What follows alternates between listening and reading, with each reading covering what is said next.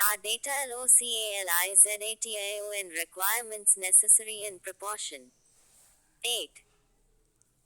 Context. The value and importance of data in today's technologically driven society underline the demand for data localization. Data local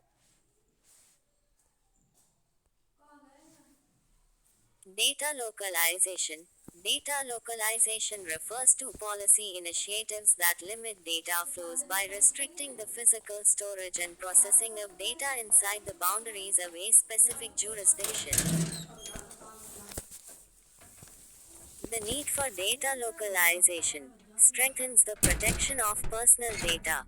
For instance, the European Union's General Data Protection Regulation (GDPR) obligates businesses in the EU to keep their data secured within the boundaries of the EU.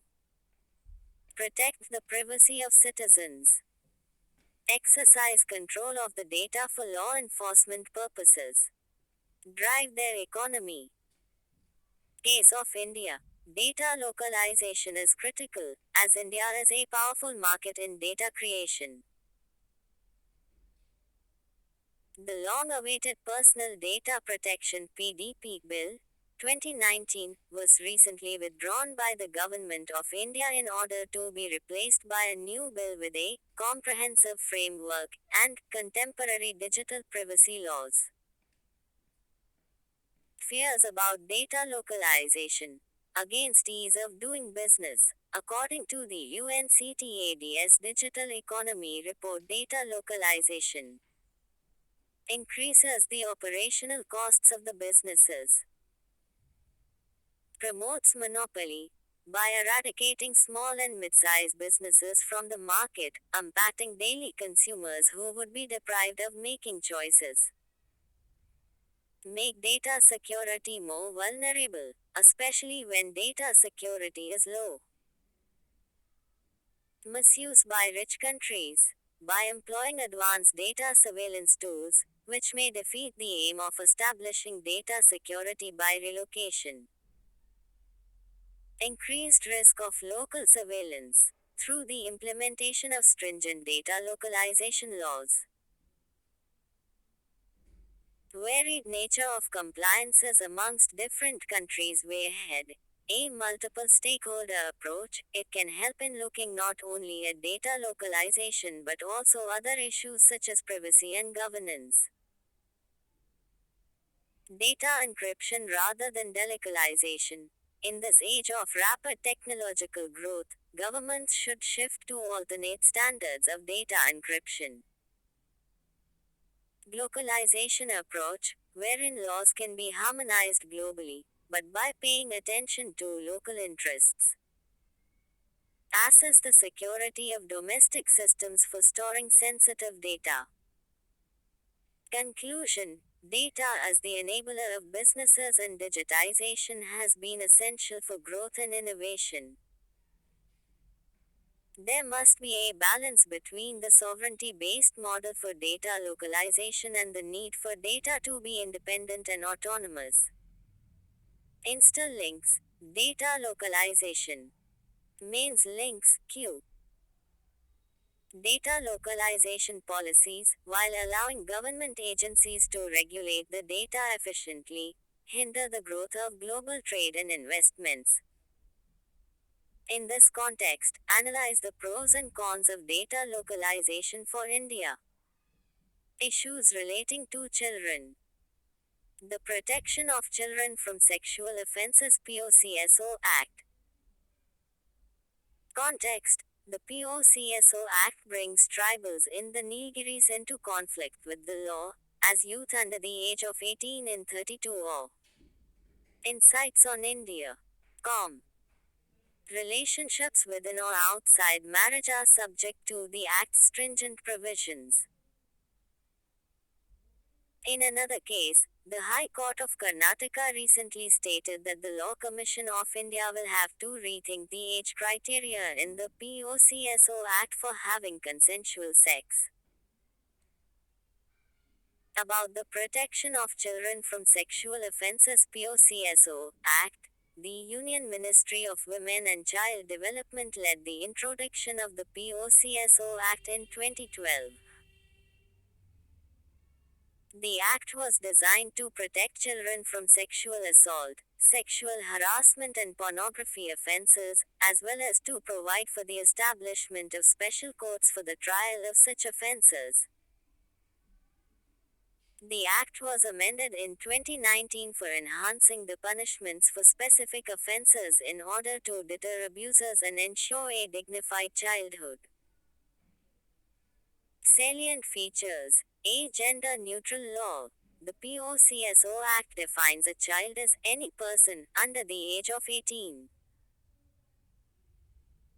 Not reporting abuse as an offense. Any person except children in charge of an institution who fails to report the commission of a sexual offense relating to a subordinate is liable to be punished. No time limit for reporting abuse.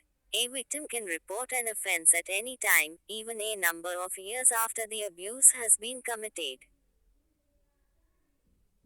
Maintaining confidentiality of the victim's identity. The Act prohibits disclosure of the victim's identity in any form of media, except when permitted by the special courts established under the Act.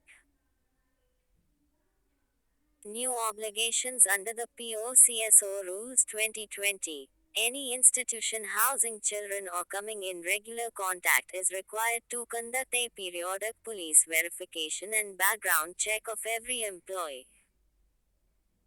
Such an institution must impart regular training to sensitize its employees on child safety and protection. The institution has to adopt a child protection policy based on the principle of zero tolerance for violence against children. POCSO Act's performance in comparison to global standards. A 2019 Economist Intelligence Unit report ranked India's legal system for safeguarding children from sexual abuse and exploitation as the best of the countries surveyed. On this metric, India outranked the United Kingdom, Sweden, and Australia. Concerns. Despite the existence of such comprehensive child sexual abuse law, the scale of such abuse is staggering. According to a recent survey, 1 in every 2 children is a victim of sexual abuse in India. In the vast majority of cases, the perpetrators are known to the victim, causing the victim to be hesitant to approach authorities for redress. Incidents of child abuse have also risen exponentially since the COVID-19 pandemic, with the emergence of new forms of cybercrime. The general level of awareness or knowledge on the part of minor girls and boys of the POCSO Act remains severely inadequate in the country.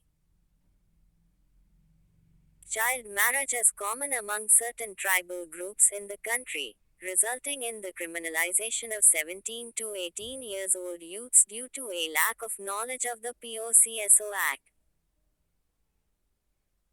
Way ahead recently, the Karnataka HC has directed the State Education Department to set up a mechanism for educating students, at least from Class IX onwards, about the Act and its provisions.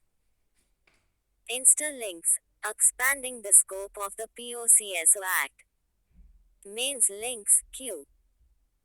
To put an end to child sexual abuse, the scope of the POCSO Act must be enhanced, not narrowed. Critically comment in the light of recent judicial rulings on POCSO.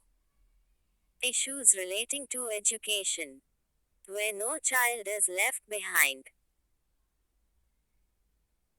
Context. As the National Education Policy (NEP) 2020 emphasizes the need for a national mission on foundational literacy and numeracy (FLN) to achieve universal FLN in all primary schools, it is necessary to explore how we can accomplish this ambitious goal. Foundational Literacy and Numeracy (FLN). FLN is the ability of children by the time they enter class 3 to read with meaning and perform basic math calculations, which serves as the foundation for all future learning. Insights on India. COM33. Global National Local efforts towards FLN over the years. Global National Local GOMTIAN Conference 1 World Declaration on ADUCATION for All. Unni Krishnan V. State of Andhra Pradesh, 1993. The SC ruled that the right to education for children up to age 14 is central and fundamental.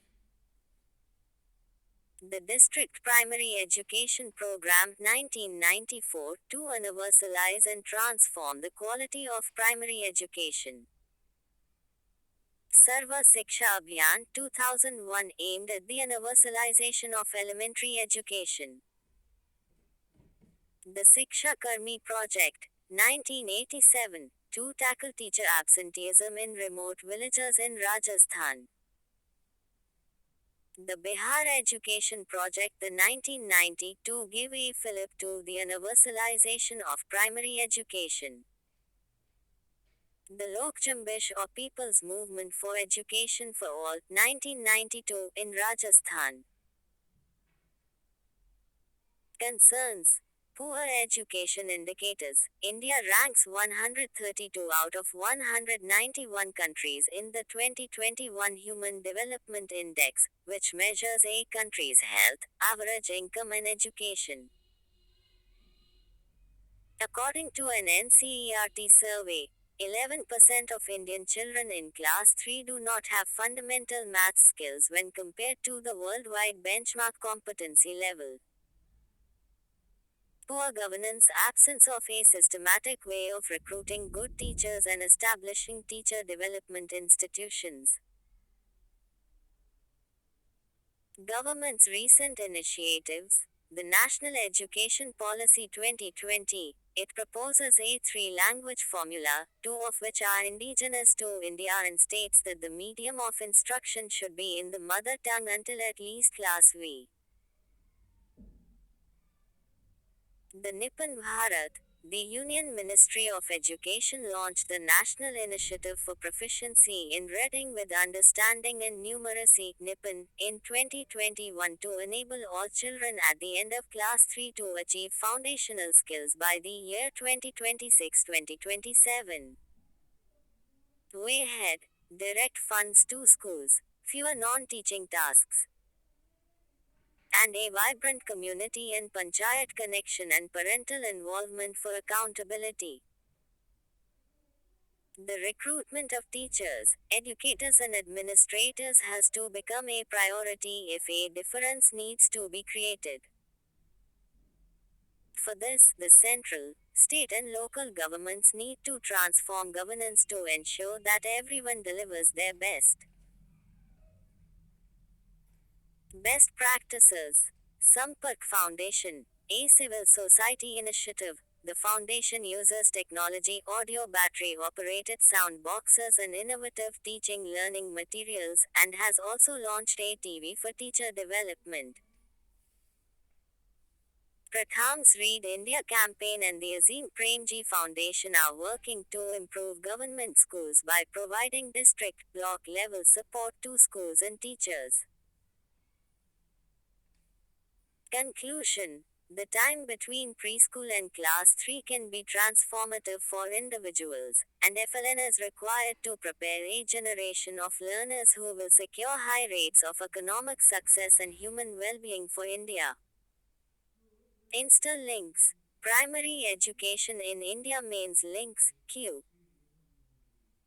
To achieve the objective of foundational literacy and numeracy in all primary schools, we need to especially focus on community connections and parental involvement. Analyze. Welfare schemes for vulnerable sections. GOVT forms panel to look into MGNREGA's efficacy. Direction. There have been demands from several quarters in India to scrap the MGNREGA. The article emphasizes that, while the scheme has flaws, it is not useless. This is why the government has established a committee to reform the scheme. Background: the Mahatma Gandhi National Rural Employment Guarantee Act (MGNREGA) was enacted in 2005, and the demand-driven scheme promises 100 days of unskilled work to every rural household that wishes to participate. It was launched as a poverty alleviation instrument for the rural region, providing them with a safety net in the form of guaranteed work and wages. The scheme now has 15.51 crore active workers enrolled. However, it was felt that states like up in Bihar, where there is a higher level of poverty, haven't 34 or insights on India.com been able to utilize the scheme optimally. The scheme has also been criticized by economists like Jagdish Bhagwati and Arvind Panagaria as an unfair efficient instrument of shifting income to the poor. About the committee: the Sinha Committee, named after former Rural Development Secretary Amarjeet Sinha, has now been tasked to study the various factors behind the demand for MGNREGA work, the expenditure trends and interstate variations, and the composition of work. It will suggest within 3 months what changes in focus and governance structures are required to make MGNREGA more effective. Criticism of the scheme: lack of tangible asset creation. Bihar, for example, despite its levels of poverty, does not generate assets to make a concrete difference, while Kerala, which is economically better, has been utilizing it for asset creation. Allocation of funds is not as per the needs of the states. From the above example, while Bihar needs MGNREGA more, Kerala cannot be denied funds because of the current structure of the program. Conclusion: regardless of all the criticism, MGNREGA acted as a crucial safety net during the COVID pandemic. Thus, the scheme needs to be reformed to provide not only social safety net for the vulnerable but also economic tangible asset creation benefits. Insta links: MGNREGA. Mains links: Q. Discuss the key features and significance of MGNREGA. What are the recent concerns regarding the implementation of the scheme?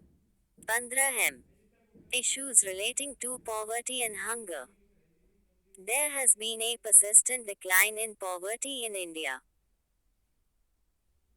Context: the recent release of National Family Health Survey (NFHS) data for 2019 to 21 allows a detailed examination of progress in reducing absolute poverty and related variables such as nutrition. Background: the NFHS survey is an attempt to provide estimates of a multidimensional poverty index (MPI). Its calculation is based on poverty estimations based on 10 different parameters. The deprivation index for each indication is the percentage of people who are deprived as per that indicator. What does the above data show? The pace of decline in poverty accelerated post 2004. For example, the MPI declined at a compounded annual average rate of 4.8% in 2005 to 11 and more than double that pace at 10.3% a year during 2011 to 21. Government initiatives taken during 2011 to 21. A major factor behind the inclusive nature of growth is the focus of government policies on each of the individual indicators. Under the Swachh Bharat mission, over 110 million toilets were constructed. Saubhagya Yojana managed to electrify every village and household. Jan Dhan Yojana made financial inclusion a reality in India, especially for women. Ujjwala Yojana nearly halved from 26 to 14% deprivation in just 5 years. Awas Yojana, less than 14% are now deprived. Jal Jeevan Mission, an ambitious project of ensuring universal access to piped water. Rural piped water coverage increased to 54% from all. Insights on India. COM 35. 17% in 2019, and is expected to meet the 100% target by 2024. Issues with the above data. The aggregation of the 10 indicators into one index involves legitimate issues of weighing. The Global Hunger Index (GHI) shows a worsening of hunger in India between 2014 to 21, contradicting the considerable improvement recorded in the NFHS data. Way ahead. A proactive use of fiscal policy combined with effective targeting will ensure that the benefits of growth are more equitably distributed across a wider class of citizens. A rights-based approach rather than an entitlements-based approach will help the government in delivering a dignified standard of living to all.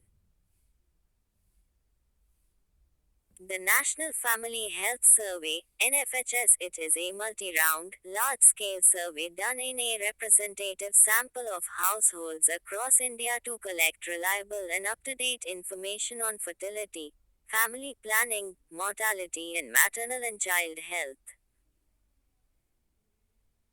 Ministry of Health and Family Welfare designated the International Institute for Population Sciences (IIPAS) as the nodal organization in charge of providing coordination and technical guidance for the NFHS. NFHS was funded by the United States Agency for International Development (USAID) and the United Nations Children's Fund (UNICEF). Fifth Survey NFHS 5. The NFHS 5 National Report, which began in 2019, documents the transition from NFHS 4 2015-16 to NFHS 5 2019 to 21. Insta links. Poverty and unemployment. Mains links Q. Why does poverty continue to remain a massive challenge in India? Examine the various measures taken by the government to achieve Sustainable Development Goal 1. 15M. Bilateral, regional and global groupings and agreements. Economic CORRI. Though the bumpy road traveled so far.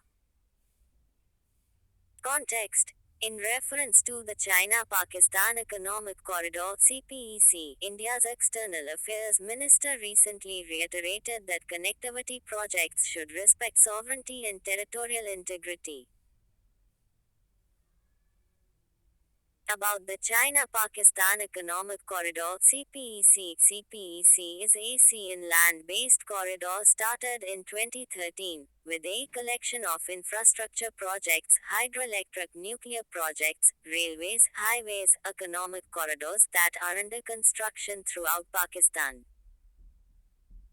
It is intended to link Kashgar in China's Xinjiang province to Gwadar deep sea port close to Pakistan's border with Iran. Significance of the project. For Pakistan, it intends to build modern transportation networks, various energy projects and SEZs in order to rapidly modernize Pakistan's essential infrastructure and strengthen its economy. For China, energy security. It is aimed to secure passage for China's energy imports from the Middle Eastern countries. Gwadar lies close to Strait of Hormuz by avoiding existing routes from the Straits of Malacca. Strengthening trade ties with Europe. By developing Gwadar port in the Arabian Sea, as well as connecting this port to Xinjiang province national security and economic development of the Xinjiang region, thus reducing militant influence on Muslim separatists. Geopolitical aspirations. The CPEC is part of China's larger regional transnational Belt and Road Initiative (BRI), formerly known as One Belt One Road (OBOR) initiative. Land-based New Silk Road in the 21st century Maritime Silk Road. Concerns for India. Impinges on India's sovereignty and territorial integrity. CPEC passes through the dispute 36 of Insights on India. Ed area of POC, thus threatening the sovereignty of India. Participation of other countries. Decision to extend CPEC to Afghanistan. Chinese dominance. A dominant China in neighborhood and world would go against India in gaining a permanent chain in UNSC and other matters of international concern. Dilemma to participate or not, given the hype surrounding the benefits that the CPEC will bring to the region. Several experts argue that India must engage with China and Pakistan creatively. Way ahead. At this moment, India must develop a holistic outlook based on a serious reassessment of the possible benefits and drawbacks of the CPEC project. India could expedite work on its own strategic projects, such as the BCIM, Bangladesh, China, India, and Myanmar Economic Corridor, Chabahar Port, and the Asia-Africa Growth Corridor. Score. It is an 8-member multilateral political economic security organization, established in 2001 in Shanghai, China by the leaders of China, Kazakhstan, Kyrgyzstan, Russia, Tajikistan and Uzbekistan. In 2017, at the historic summit in Astana, India and Pakistan officially joined SCO as full members. Insta links. Prelims link. 1. What is Shanghai 5? 2. When was SCO Charter signed and when it entered into force? 3. SCO founding members. 4. When did India join the group? 5. Observers and dialogue partners of SCO. 6. Permanent bodies under SCO. 7. Official features of Indian society.